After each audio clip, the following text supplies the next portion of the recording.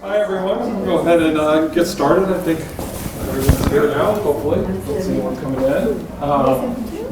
So as part of our April art exhibition celebrating the Maine landscape, we are pleased to present a reading, Seen with the Heart's Ear, a performance of new and selected work by beloved Maine poet Martin Steingesser here. And he is Portland's inaugural Poet Laureate. Well, that's cool. That's a nice way to put it, inaugural.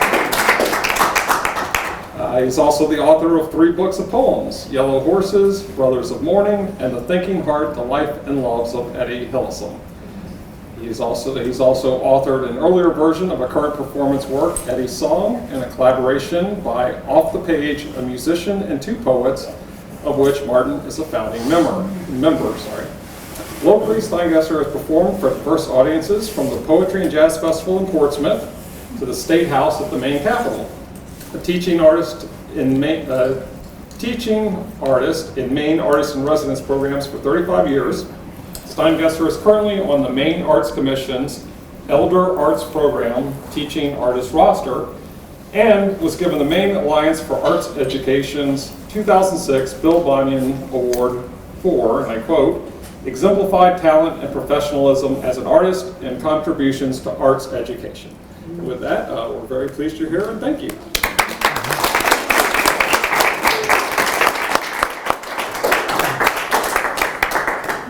Since the thank yous are being made, I want to thank Kelly and John for their openness in bringing poetry into the gallery. So, and they've been wonderful about making this possible. And so, thank you, John and Kelly. So, and thank you all for being here. Gosh. I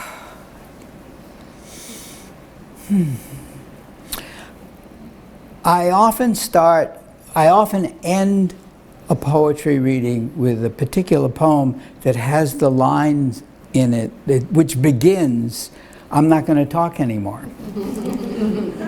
And there's a device, I was supposed to look it up, I couldn't remember it. And it's a literary device John done, I learned when I was young, like go and catch a falling star, get with child of mandrake root, that kind of thing, and to get attention. And I always thought of it was a really nice way to start this particular poem. But tonight, this evening, I want to put it at the beginning of the reading. And that surprised me with a new understanding of what I meant that I didn't know I meant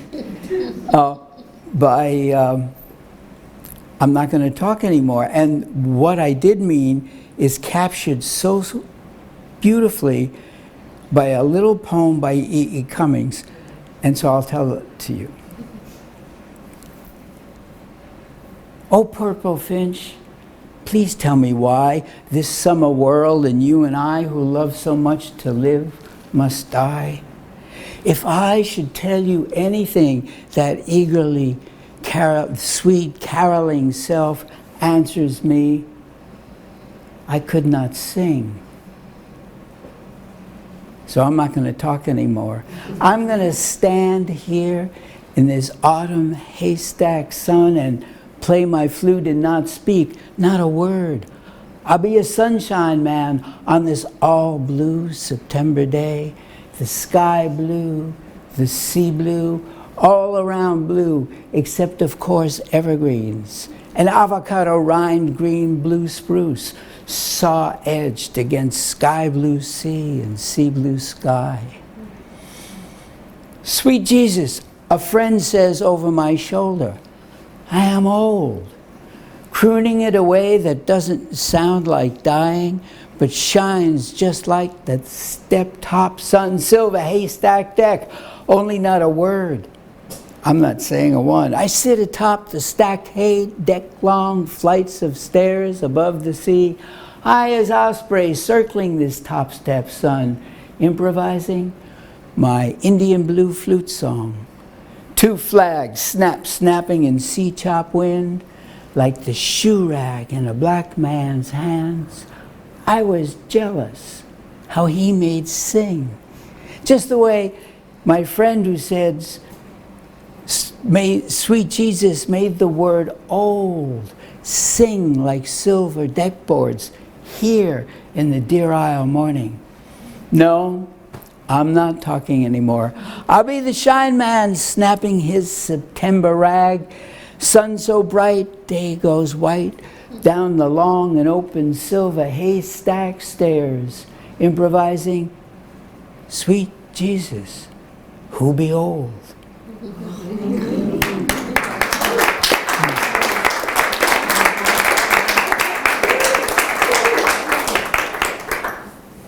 So I was really thrilled to be able to do this program here tonight, and because of, as particularly also because of the landscape paintings.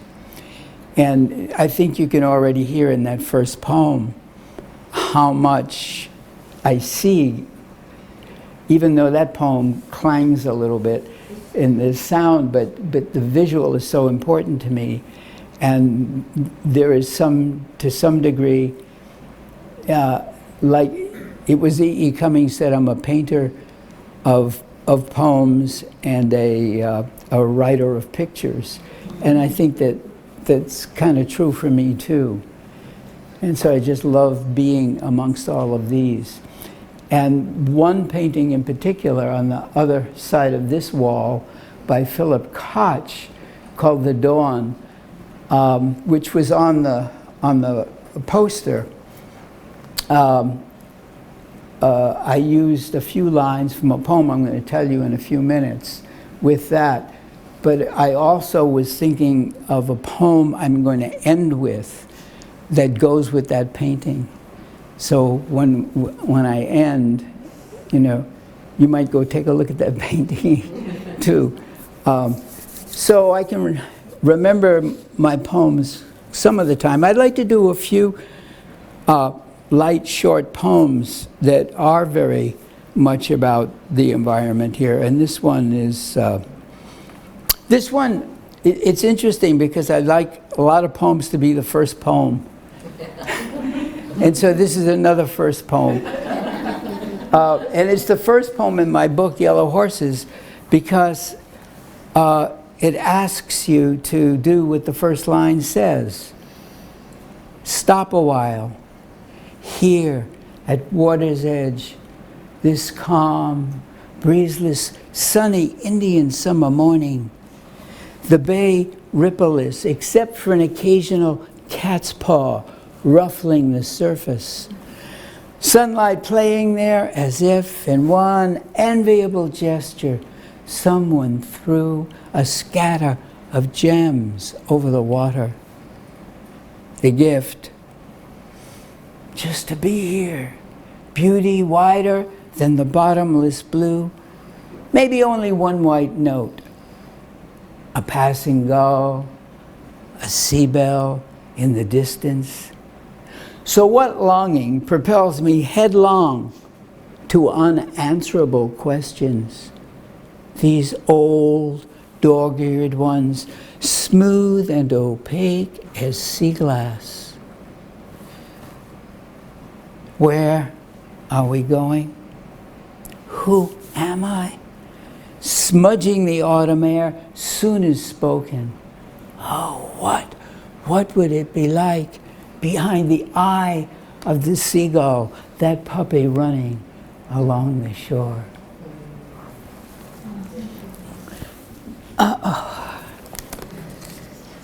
Good, I'm glad you didn't clap, because it gets to be too much if you clap after every poem.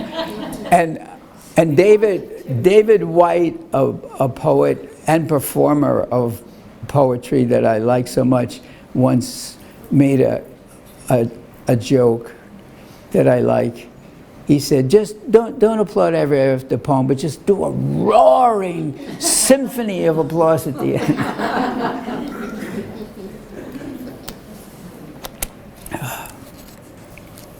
So this next one is a little song.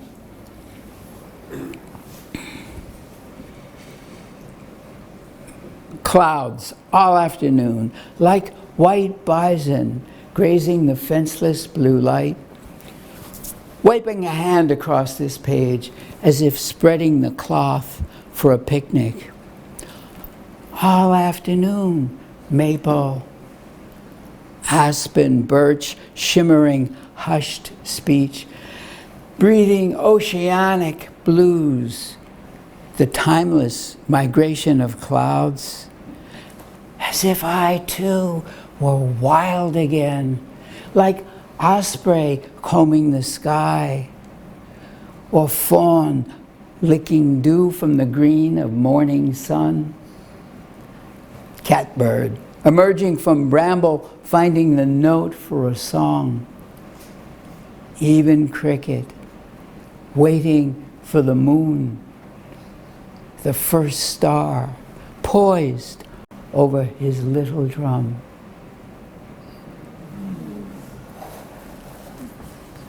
By the way, that's a tongue drum that Judy Tierney is going to play at some point at the end. So the quotation on the flyer comes from this poem. And I noticed something interesting that happened more in my later years, that things that I think about end up finding their way into a poem that I wasn't expecting them to turn up in. Like I'd be writing about something else, or thought I was writing about something else, and then and one category is things that I need to learn. And they seem to come back like to remind me, you got to learn this. And this poem is about that. And it pertains to all art, any of the arts. And I think it's self-evident in the poem. It's called Blue Lesson. It's a lesson you never finish learning, too. Every morning, I set out on road or lake or into the woods looking for something to catch my eye or ear, something for the heart's appetite, something maybe to breathe into and call, well, yes, a poem. I was playing too, the part of a poet I know who does this, who knows how to cast and jig a line, time after time, catching the prettiest fish more than anyone I know. And morning after morning, every morning, I came back empty-handed. Then one morning, before leaving this country of the Blue Mountain and Blue Lakes, I made it out onto Eagle Lake. Oh, there was the stillness of glass and a mist to get lost in. And I found a monarch butterfly on the water, frost had caught by the wings. I breathed over it, paddling home, not finally with the butterfly which flew, and more than the poem about how breathing lifted wings, but how to come home again and again with what looked like empty hands, the gift. And there is one, even when I don't see, don't listen, how to hold this nothing, loving the flavor, its scent. When you wanted something to do or to make and you couldn't think, is there anybody here who hasn't run away from that empty space?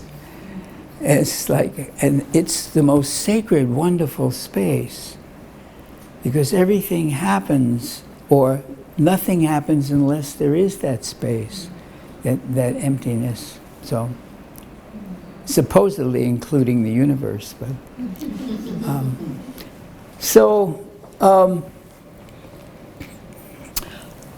I have some really painterly poems. This next poem is a poem I have a lot of fun with. By the way, I meant to tell you something else at the beginning, that when I was a kid, when I was real little, I used to be taken on long hikes once a week in hot weather, and if I knew where I was going, I would be right out front, you know, walking to get there. But if they wouldn't tell me, and adults would do things like that, if they wouldn't tell me where I was going, I saw something in me would just collapse. So what I'm planning to do is 4 hours. What I'm planning to do is maybe another 15 minutes, and then I would like to have an opportunity for you to make some comments, ask any questions that I would like to keep to 15 minutes, and then do a slightly shorter ending program in a different key than I'm starting in. So there are some painterly poems, and I was just about to do. This poem is really about having fun and playing with color and image. And it begins with a epigraph. But to play man number one, to bang him from a savage blue, jangling the metal of the strings. That's a few lines from a very long poem about imagination and creativity by Wallace Stevens, called The Man with the Blue Guitar. And he says somewhere in the very beginning of that poem, things as they are changed upon the blue guitar. So let's hear those Wallace Stevens words again. But to play man number one, to bang him from a savage blue, jangling the metal of the strings. And this is called Blue Poem for Adam, A-D-A-M. I don't remember if I first saw savage blue or heard the color ringing in the word. An Adam. Don't we know about him? This Adam, though, is from my girl, her firstborn, making him one grand slam boy, if not man number one. The first man, wouldn't he be black? So the blues begin way, way, way back, right then maybe, in that first red morning. Just because this is a blue poem don't mean I can't sing what colorway I want. There are no handles on blue words. The sandbird sang.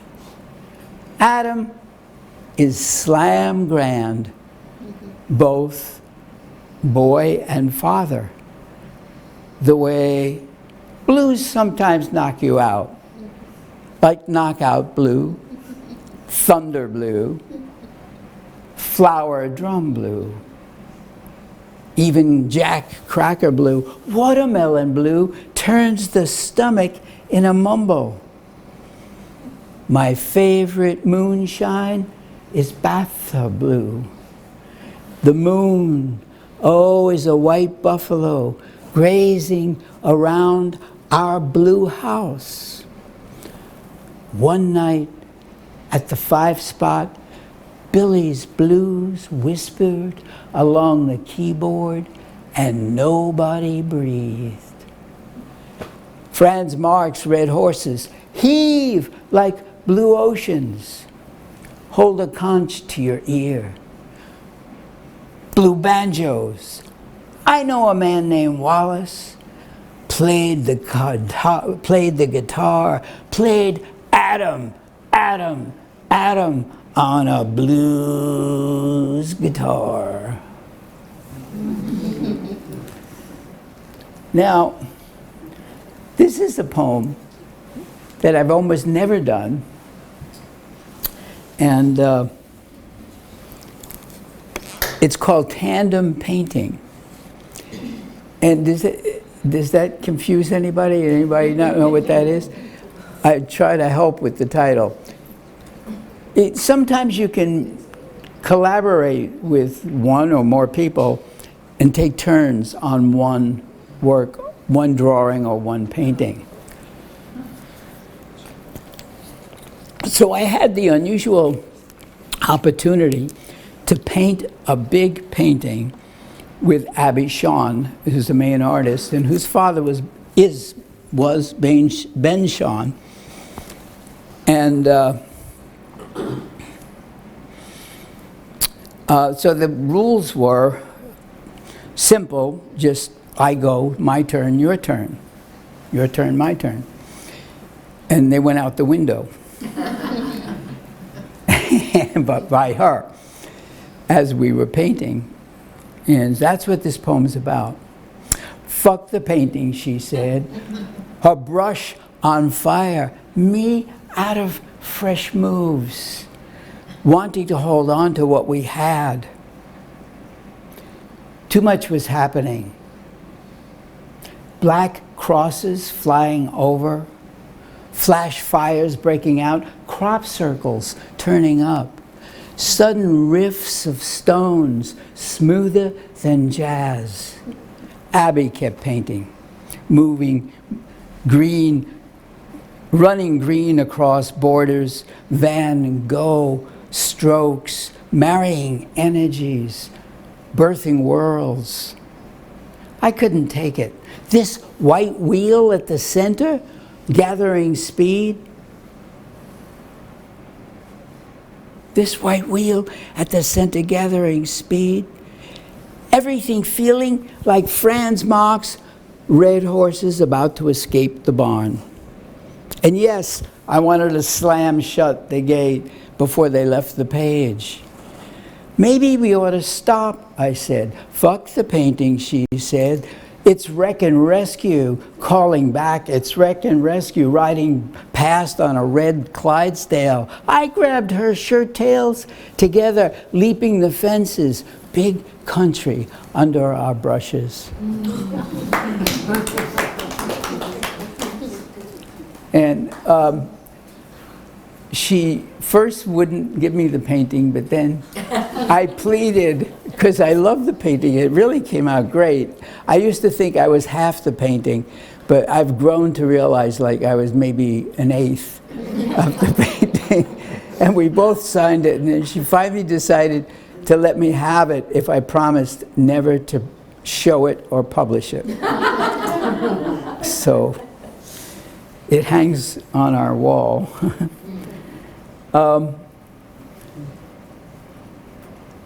I think now I'm going to skip another artist one, but I want to do this poem where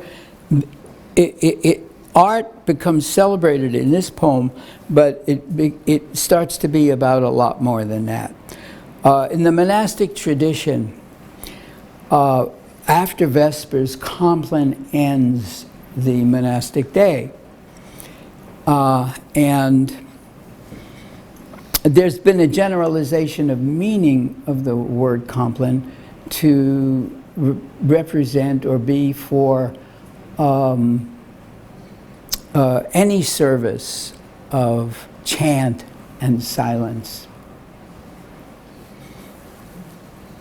I wish they'd sung in Latin, my friend said, as we stepped out into one of those wide summer evenings when air is freshness itself, not so much scented by grass, pine, wild rose, as filtered through, smelling of nothing, like desert air or after rain. Vespers.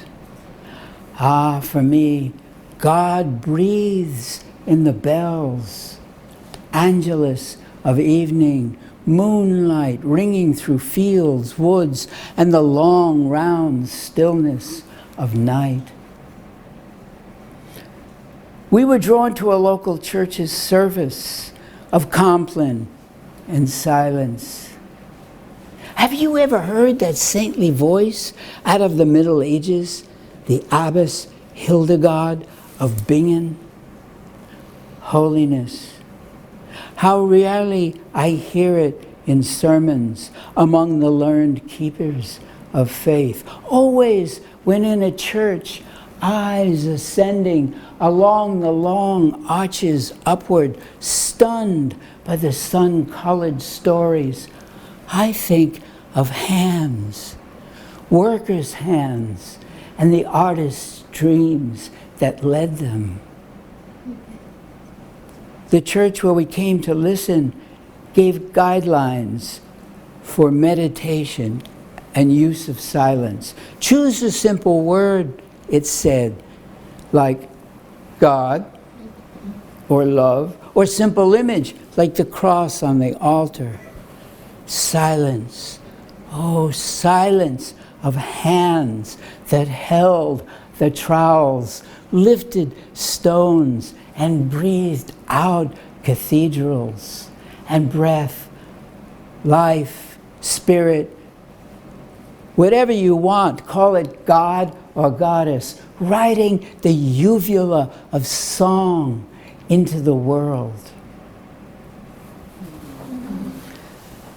So, right there, I think I'll stop for a few minutes and breathe and say thank you for all the words, finding me.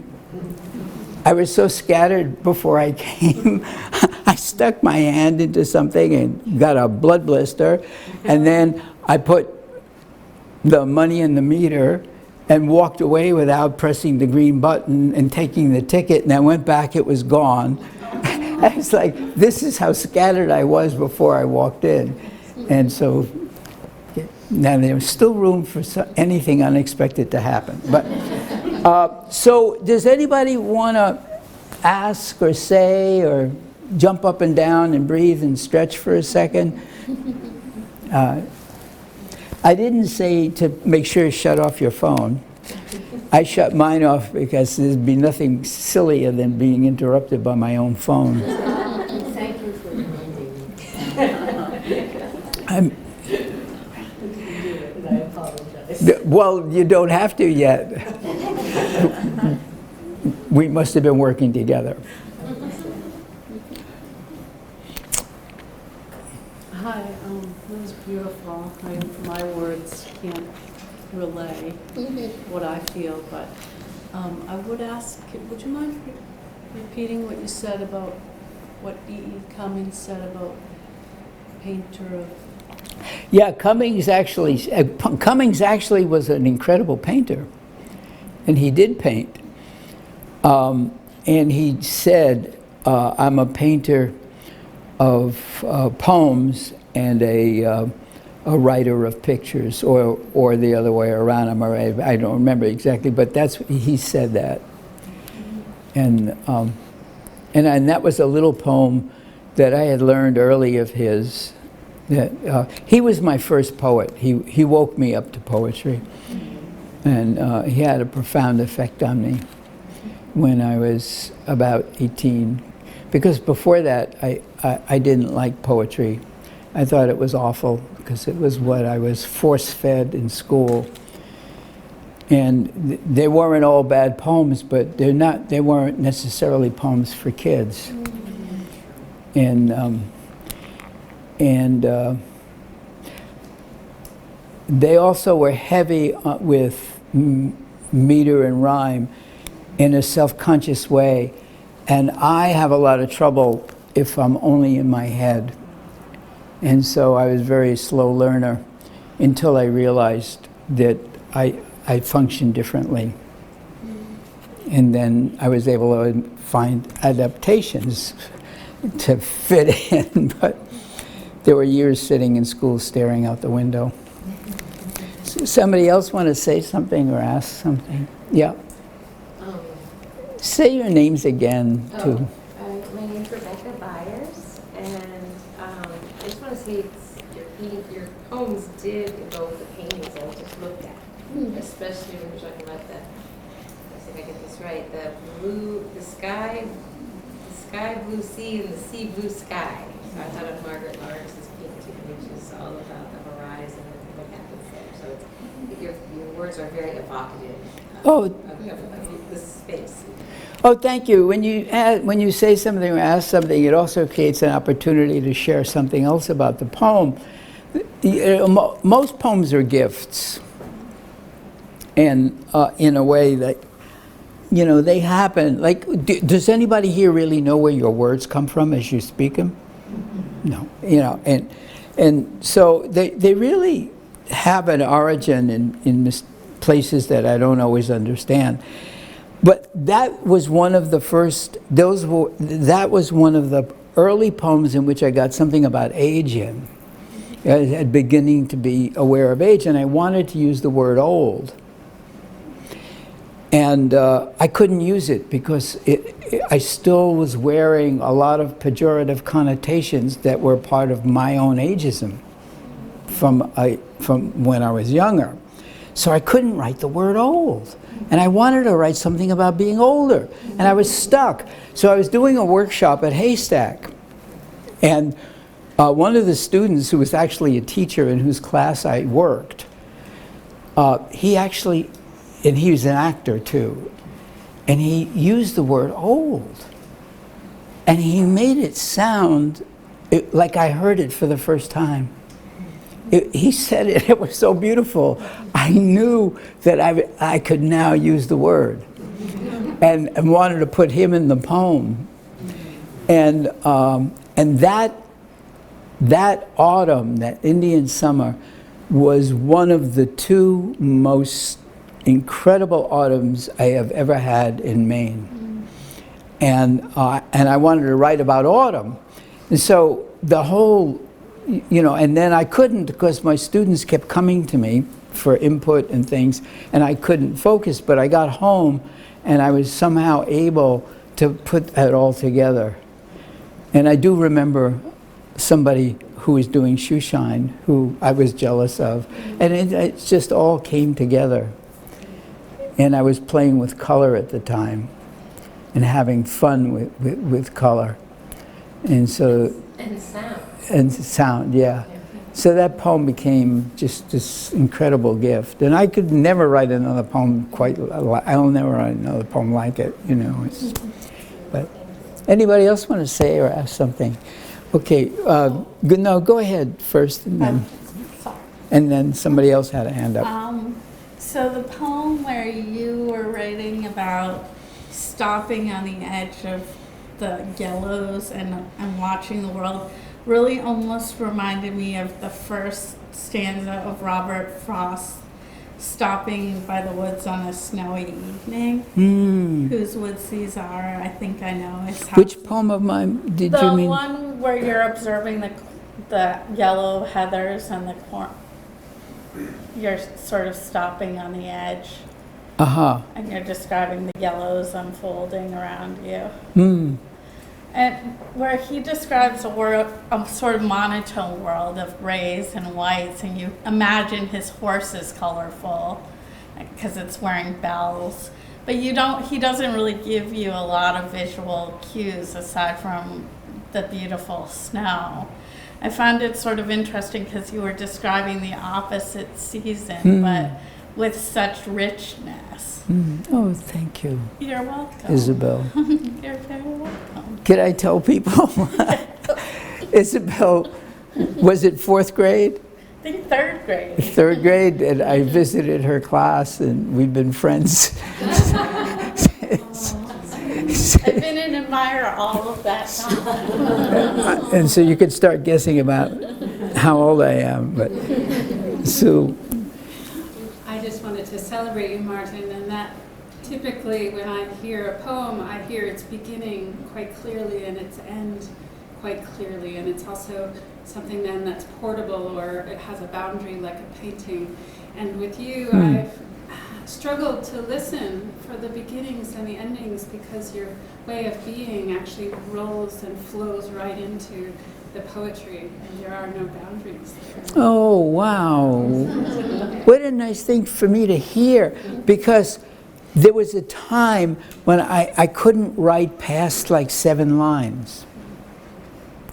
And the reason was I kept thinking I had to end a poem and tie it off, or I would panic. I would get nervous and anxious, so I would tie a poem off, and you know, and then maybe I got to 10 lines and I couldn't get over it.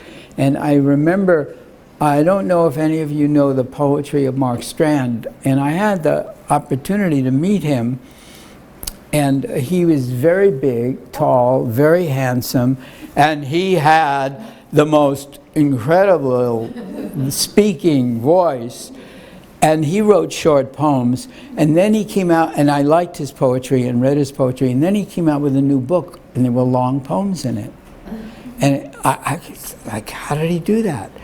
And so I had an opportunity to meet him again, and I said, Mark, how did you do that? You always wrote short poems, and suddenly you're writing these long poems. And I have such trouble, I can't get past 10 lines.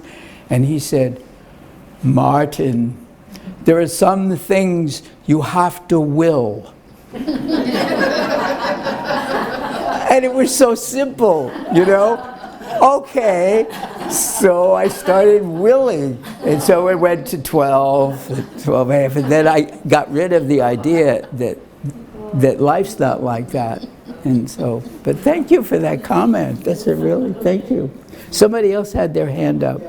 Yeah.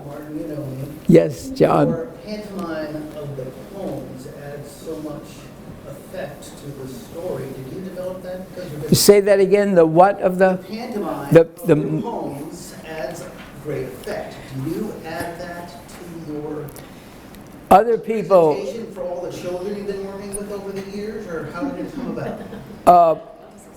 there's a story behind that. And that's a good question to end on, to go ahead, because I really want to get to the last poem, which is connected to the painting on the other side of the wall. And I won't want to sacrifice that. Move the painting over so it's closer to you? I think they could get up and, you could. I mean, Up to you, whichever. no, what do people want? Yes. Oh, they're saying yes, okay. I didn't want to put you to trouble, but if other people are willing to, so I'm not putting you to trouble alone. Wow, look at that. Oh, there's something written on the back too. Maybe. Anything I can do to help? You want me to take one off, or I'm afraid to touch it. John, you think behind the loading.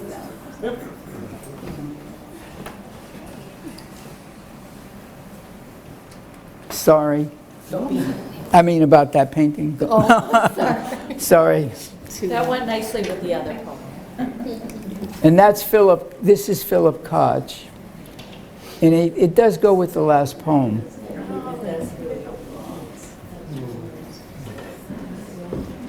Oh, thank you.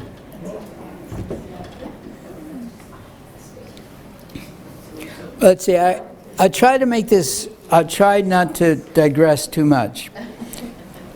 What was the comment again? About the pantomime. Oh,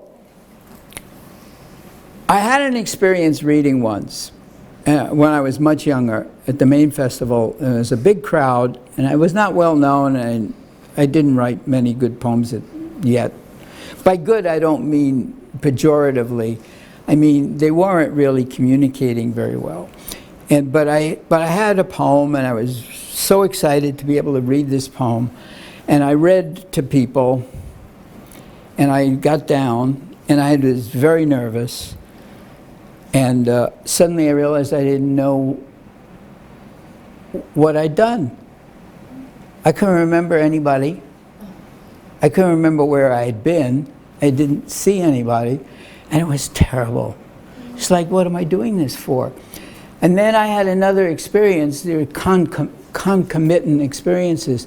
In New York, I went to a a little gathering at the Shakespeare Theater in New York, but it was a small event with just a row of chairs and some poets and storytellers. And one woman got up, and she was deaf, and she sung. It gets me. She sang so beautifully. And then she did the poem again in sign language, and somebody spoke the poem for her. And I was blown away. I said, I have to do that. So that began a journey with that. And then there's a lot more to be said. In fact, we could talk about it afterwards, anybody, about poetry being embodied. Poetry, words, you know, sometimes when you hear a poet read a good poem, now some people can read really well and embody the poem to a degree, but if you just read the words off the page and you had some trouble following, it may not even be because it was a difficult poem, but because you've been deprived of all of the things that are happening when we speak, that are part of language. And do you want to, can you add anything, Judy, to that? Because I can't think of everything, but. I think you said it. So, and then. Body, mind. Yeah, and then I could digress more because there's a divine element in language. And that sounds like, oh, you're entering different territory, but think about, Ange Malenko, another poet, wrote that language itself is a character in the story, maybe the closest we have to a divine one, containing all time and history. Now think about that it's in our DNA to be able to learn language. And so where does it come from? It comes from before we were here. So it may be the closest we have to a divine one because we're speaking it all the time. And then, and it's about making pictures too. And then added to that is that language is always saying something by itself. No matter what you want to say, the words have meanings that resonate in many different ways that mean things you know you're not even interested in. This, so that when you start with literature and the more with poetry, is you have to listen to what the language is saying at the same time you're trying to say something so that you can bring them together. And that's when I think poetry happens. And so that something else is there that you're respecting and paying attention to, and you're letting it have a place in the poem. And I'll add just one last thing. A poet I really like, whose name I can't remember, said he doesn't really think he's written a poem till something has entered he didn't anticipate. So, they're all about that. And you're a light artist, and I bet you some of this resonates with what you do. And I know there's some painters. How many people here are painters? I know there are a few. Oh, good. Okay, I'm going to go ahead. And I've got a tissue. So I'm going to move into a darker key. And I like doing this poem to begin doing poems in a darker key. This morning I watched a goldfinch disappear into a tree. This is a poem by Gucciardi. What's his first name again? I think it's John Gucciardi. Gucciardi is his last name. So this is his poem. This morning I watched a goldfinch disappear into a tree through a hole no bigger than my open mouth. From the hollow, the bird began her crooning. That's what poetry is, I thought. Not the tree, not the tree, but the hidden story. Not the yellow bird, but the instinct to climb inside the darkness to sing. So I'm going to start with a personal loss of a friend who, it's not that long ago that he died. He was too young to die and very vital person. And he got one of those sentences, you've got 1 month, the most 2. And that's the way it went. And he celebrated those 2, excuse me, those 2 months. And the poem begins with an epigraph that really resonates with the poem by Rilke. To fall, patiently to trust our heaviness. To fall, patiently to trust our heaviness. Even a bird has to do that before flying. And I wrote this poem, both for him and myself, before he died. So it was written while he was still alive. And it's called Grace. I watch you in a moment of balance, right hand held high, the arm slightly bowed, relaxed, left leg in the air, knee above the thigh, your foot angling down, feeling space, air, the moment, maybe even tasting grace. You appear to find it easily, this balance. I know better. Still, I can't help thinking how easy when we don't think, just do. What do you do? What do you do when the body lurches into darkness, some tunnel, light if there is any, beyond vision? Balance. Not something you command. Some things we don't make happen. A bum deal, my father said, teeth clenched, having lost all balance 5 years into that tunnel. I walk out in the afternoon, climb a hill overlooking my city, beautiful city. The highway and buzz of traffic wrapped around a blue cove, hundreds of windows flashing like fish scales as the sun arcs west. Air against my face, the sun warm there. I take a deep breath, breathe out, still able to say, how good to be alive. Where are you, Father? And you, friend, veering toward that tunnel. I look to you both. Oh, maybe grace isn't about balance, but how we fall. Good. I want to believe.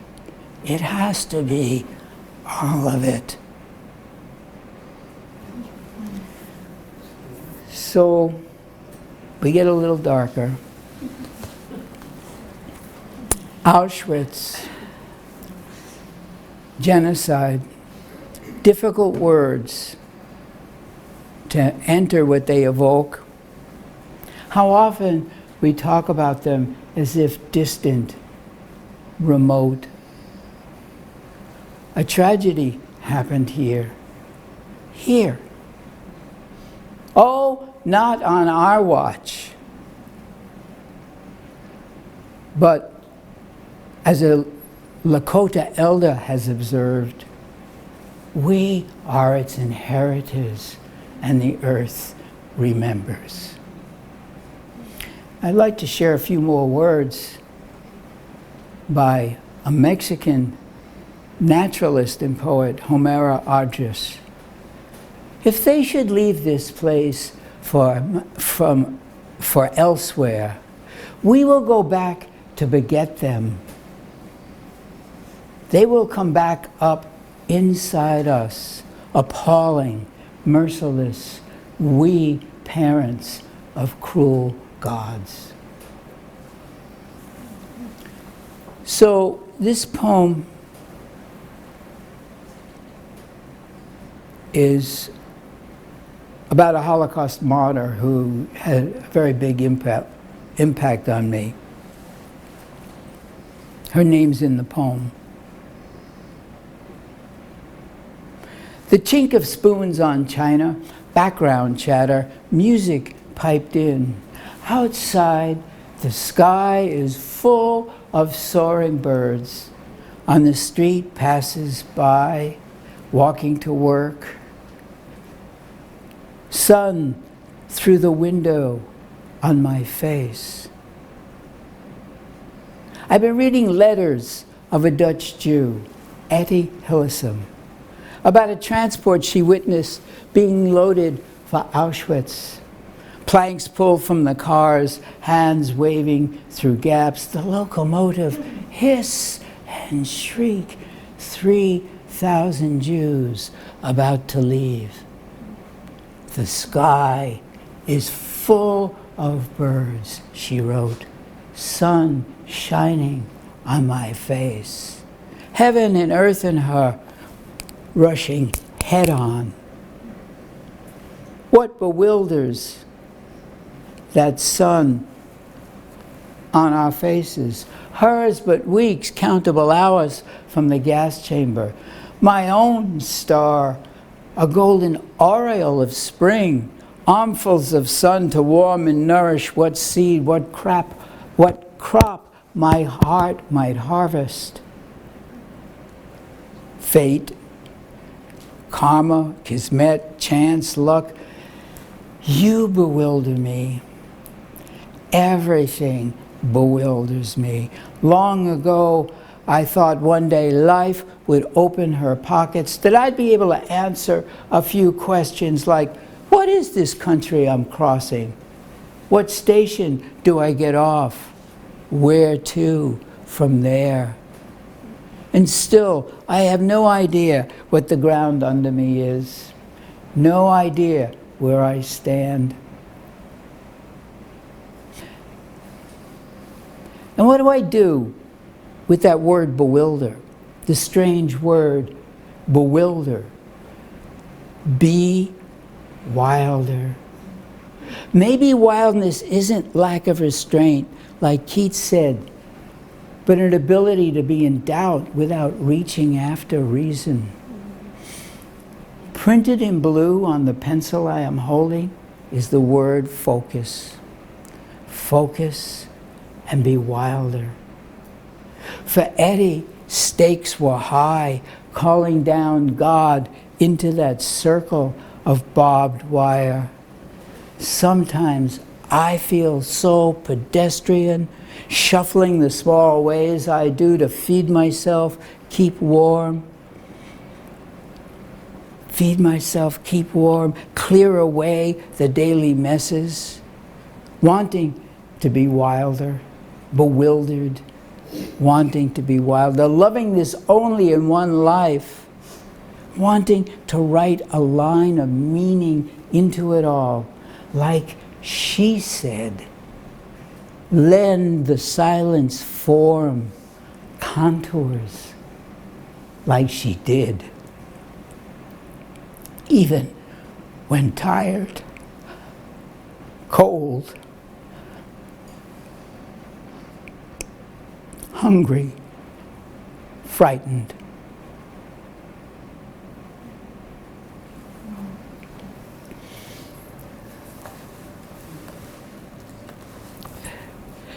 I think I'm going to leave another poem about the Holocaust out.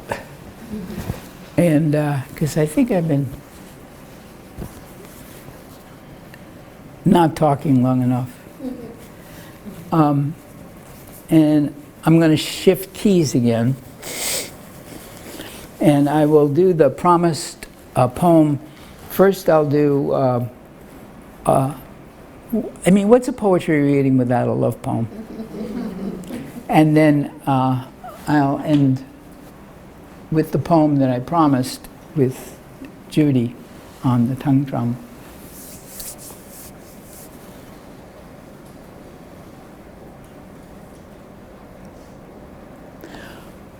It's called The Red Bird. From some podium, hidden high in one of the maples behind my house, a cardinal is filling morning like the glory of Verdi. His song comes native with the sun, not only because he sings like an opera star, but because he feels like ours, mine and my wife's, once singing the sun up outside our bedroom window. I'd been away working, and the other night we felt the strangeness of separation. Shy regrets after winter, different migrations. After dinner, we nestled on the couch, feeling our way back to tenderness, moved on to bed, allowing bodies their own way, the way children born to different languages begin friendship in play without speech. Or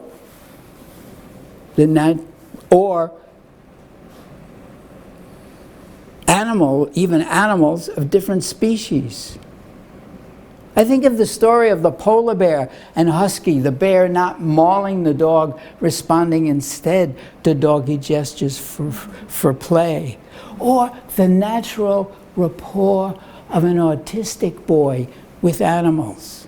He would run up to them, wild ones. Once he threw himself belly up under a big bay, an alpha mare. She stood still as stone. His father tells, the boy's soft form so close to the hammer-hard hooves. Then she dipped her head, lips mouthing, a gesture of submission. Something hammer-hard, separating us, something about every living thing, different, alone, something that can trample hearts. I felt it that night, dip its head, a grace of union before lips, hands, our soft bodies.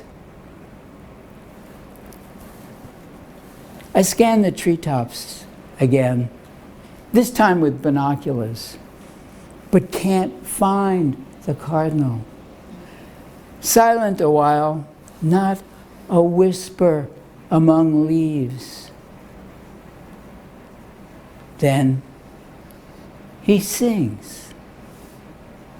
How like this red bird, love.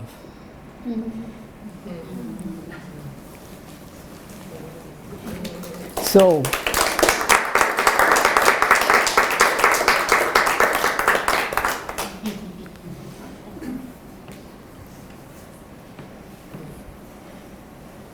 This is the right color. so that's an incredible instrument that Judy has begun playing. And it is a tongue drum. It came from Russia.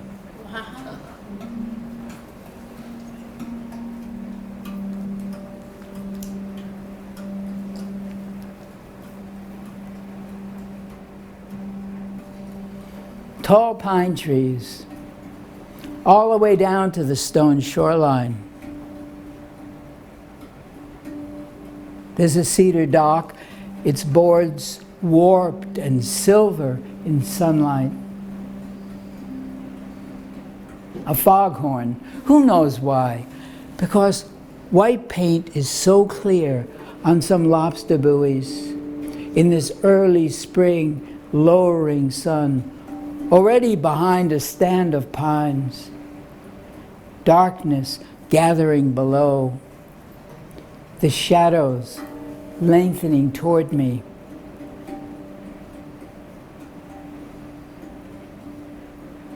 Everything else is lighting up, especially young leaves, light shining green through them. And dandelions, sun igniting their golden tops, the sides of a few white birches lighting up. And a ladder near the dock, sun hitting at such an angle, rungs are ingots of light. And something about the foghorn sings. What? Wildness, stones and blue water, the endless march of pines, dark green hackles of them against the sky, inexplicably all so moving. You know, I've already lived a life, done this I don't know how many times, and I'm amazed how young everything is. The moment in the green needle sun, even as it lowers like, oh, everything gone, gone like smoke, God knows where. And I remember once hearing some physicist say life must be universal throughout our whole astronomical system. Something I've known always anyway.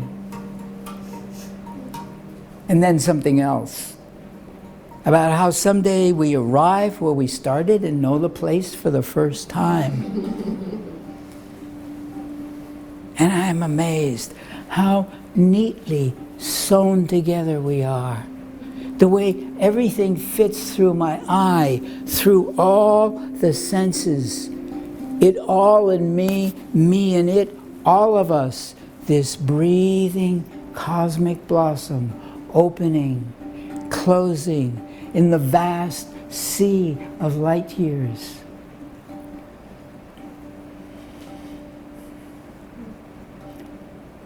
A breeze, and I feel the chill. Fence shadows lean across the road, light reddening like the rust on two abandoned cars. The foghorn, again. Some ducks start up, slapping water, lift and call into evening.